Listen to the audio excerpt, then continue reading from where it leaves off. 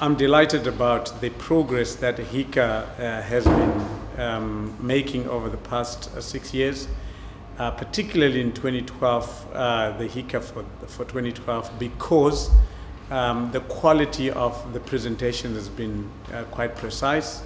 The depth of it and the breadth of it was also quite enriching.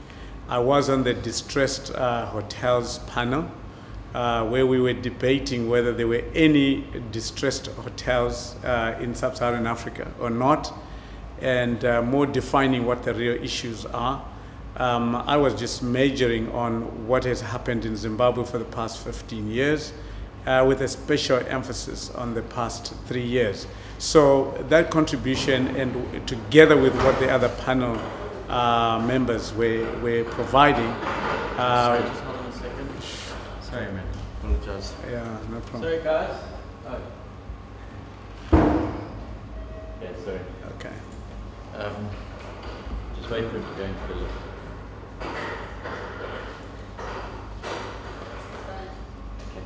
Let's just pick it up from just how I was on the distressed panel majoring in Zimbabwe. Okay, go for it. I was on the distressed panel, distressed hotels panel, majoring particularly on what has happened in Zimbabwe for the past 15 years, with a specific emphasis on the past 3 years. What we have discovered is that, yes, there have been operational challenges. There's been some concern as to what is the way forward. But in terms of what we defined, we've been able to access capital in Zimbabwe to refurbish our hotels. We've been able to at least increase our RevPARs. That means the arrivals have been increasing. We've been able to manage better because of the dollarized economy at this point.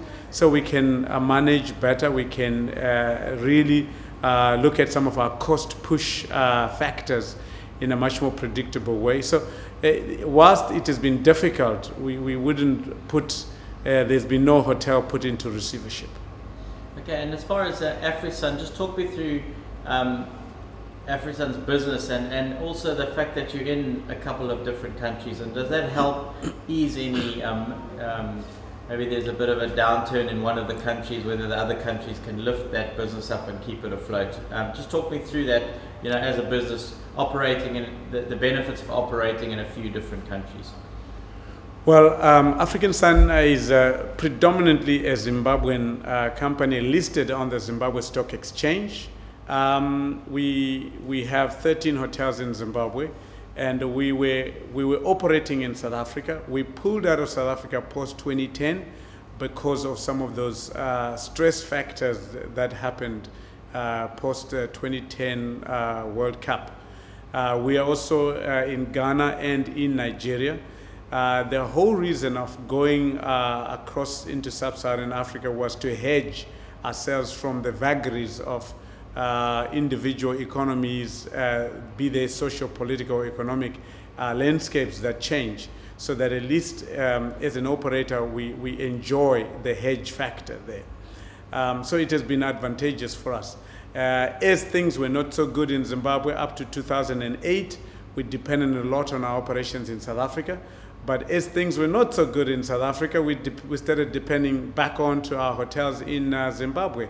And things in Ghana have been continuously improving, and Nigeria, with all the other challenges that could be there, but performance-wise, the hotels continue to improve beyond our expectations at the moment. So it has helped us to work across the sub-Saharan landscape. Excellent. Anything else you want to add, or anything specific you want to say? I just want to stress the fact that the real frontier for hotel investment, at least, is going to be in Africa in the next 10 years.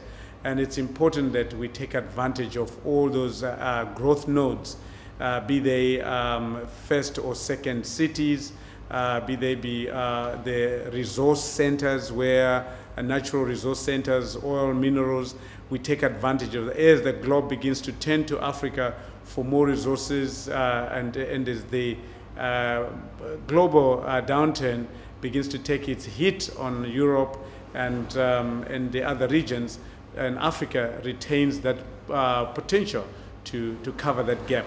And hospitality is going to be the way forward, as I see it.